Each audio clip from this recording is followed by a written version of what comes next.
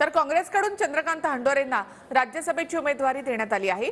तर बळीचा बकरा बनवायच्या वेळेस हंडोरे यांचंच नाव का दिलं जातं असा सवाल करत नितेश राणेंनी खोचक टोला लगावला आहे।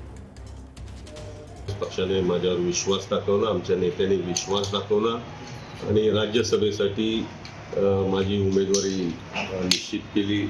निश्चितपणे काँग्रेस पक्षाचा आवाज राज्यसभेमध्ये आम्ही उचलू।